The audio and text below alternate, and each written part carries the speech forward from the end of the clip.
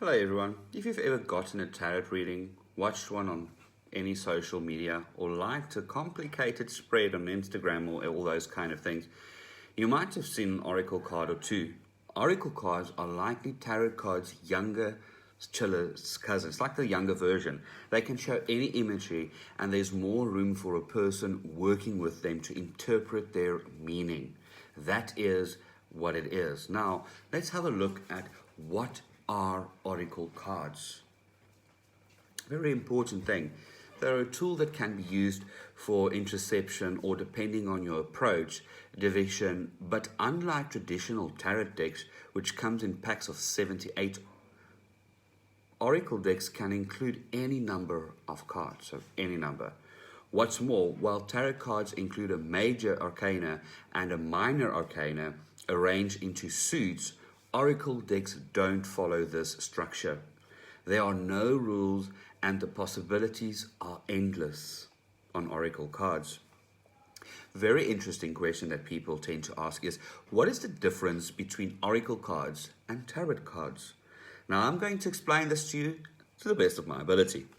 Now, although there are different schools of tarot and various decks of decks to deck, any tarot deck you pick up, you will have a major arcane and covering what is called the Fool's Journey. In other words, the major cards or presentants are lessons we've encountered in life.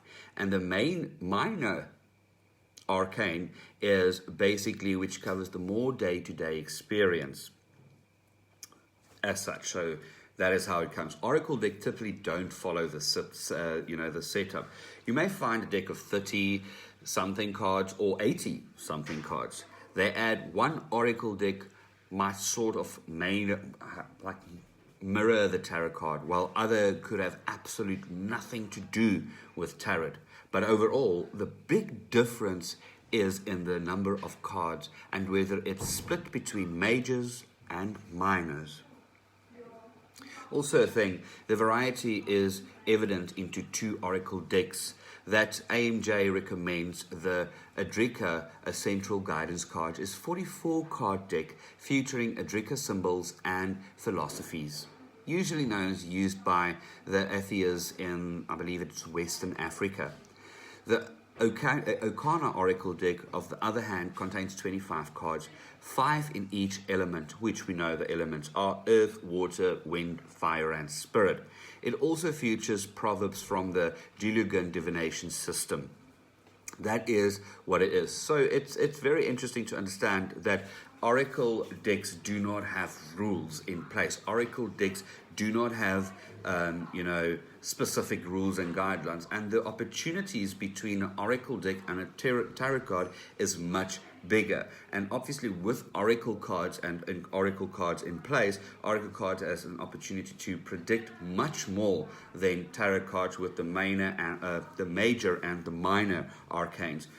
So the minors is, as I said previously, is basically on your day-to-day life, and the major is basically of the main thing, building up a story. Where on oracle, you pull a card, the card that presents itself immediately activates the intuition, and there you go. So the difference is quite simple. Tarot decks has specific rules in place.